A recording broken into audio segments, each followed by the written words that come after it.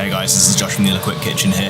Yesterday I made tacos. There's some video for it here. And I was in the market and I saw this woman who had a bunch of really amazing chilies. I picked up a big bag of them with the idea of making some hot sauce. I'm going to do that now quickly.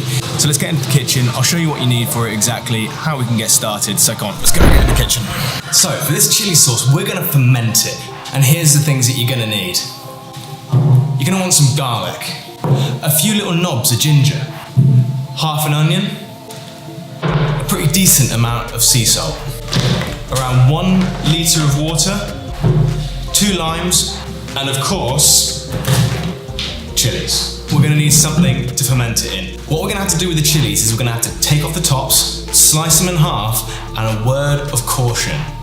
These are really hot, so if you've got some rubber gloves, use those. I don't have any, so I'm going to be very careful not to scratch my eyes afterwards, not to pick my nose, and definitely not to touch my... We're going to clear our chilies off the board, take our trusty cleaver, and we're going to chop up this onion.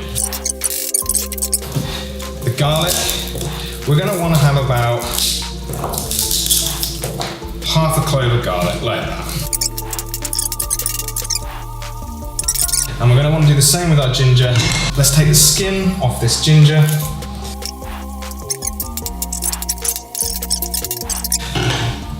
Last but not least, let's take this rind. And then they, again, in with the rest of the aromatics. And now, we get into the danger zone. And all we can do with this is start chopping away.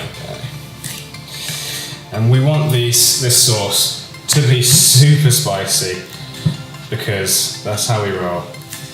And we're going to leave all those seeds right in there.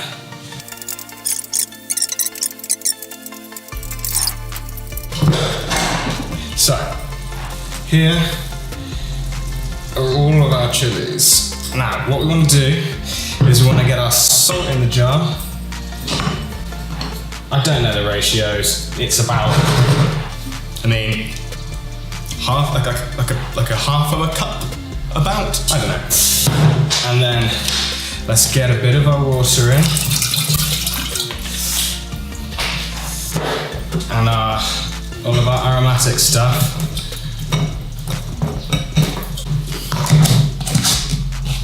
And we're just gonna shake it up. You know what, I'm going to put a little bit of brown sugar in there as well. I think that's going to give it a really nice hint of sweetness at the end. You don't want it all to be just savagery. And again.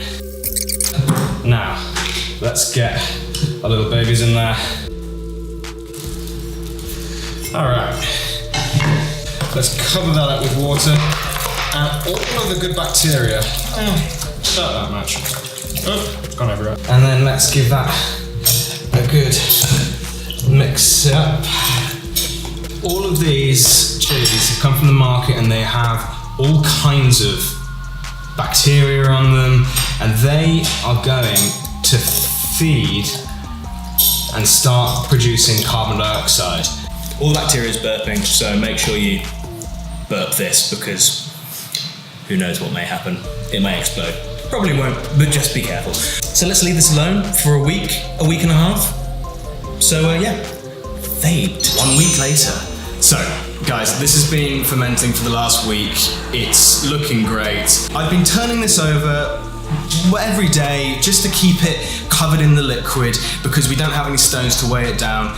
And yeah, I'm super pleased with how it's looking. It smells delicious. I've been burping it every day as well.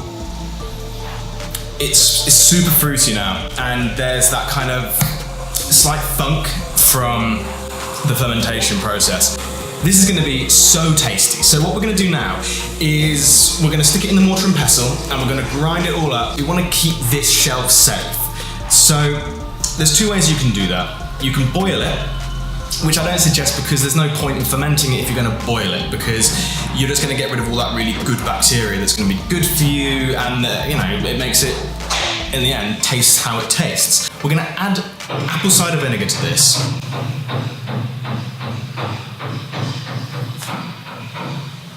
We're gonna add apple cider vinegar to this. This is gonna do two things. It's gonna give a really good punch of acid. That's gonna just liven the whole sauce up in general. And two, it's gonna bring it down to the more acidic level of the pH scale, which is then gonna help preserve this so you don't have to boil it. You can just keep it in the fridge and it'll last for donkeys. So, first things first, let's go grind it up. This is where I wish the kitchen was a little bit more equipped. This is where I wish the kitchen was a little bit more equipped and we had a food processor. If you've got a food if you guys have a... Maybe I should use this guy's electric fucking drill. If you guys have a food processor at home, I would say to use that. It's going to make this whole job a lot quicker. I don't. Let's go over to the watering pestle and we'll get started. Okay, so I'm going to cut this much up to start with.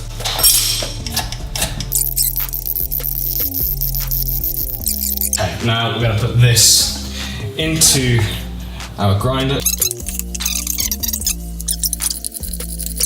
So yeah, let's give this a go. See what happens. What are we getting? I don't think we're gonna get a lot through there, to be honest, guys. Which is a bit of a shame. Chili sauce sit rep. We have run into a slight problem.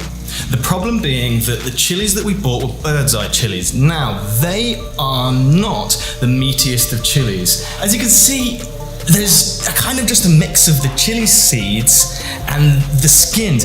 And where all of that flesh has gone, well, it didn't really exist in the first place. That was my first mistake.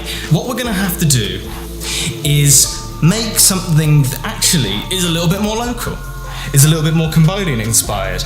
I was thinking more habanero smoked hot sauce, but I didn't really start in the right place to get that. I'm gonna still jar these up.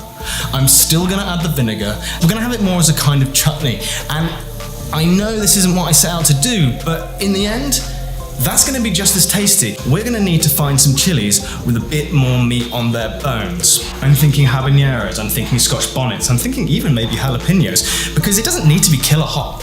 I also need to find a friend who has a blender because I'm not gonna buy one, they cost so much here. So now that we've talked through exactly what we're gonna be doing with this thing, let's finish it off, because by tonight we could be having some delicious bobo with our beautiful homemade chili chutney. So, come on, I'll show you how to finish it off. What we're going to do now is we're going to put everything in this jar, which we've boiled for about 10 minutes just so we've got rid of all the nasties. We're going to stick everything in here. And what we're going to do now is just get our apple cider vinegar and we're going to pour a bunch of that in there. Loosen it up a little bit, stir that all in. And that is going to keep in your fridge for a really long time. That's going to go on anything that you want to spice up and give it a little bit more life. So now all you have to do is watch me eat a spoonful of it and cry my eyes out because it's so goddamn hot. Wow, here we go. I think it's going to be pretty spicy, but let's give it a go. Yeah. It's really good though. Okay, so yeah, it's really hot. A fruity, spicy chutney there, where we've got a whole lot of ginger coming through, which is delicious.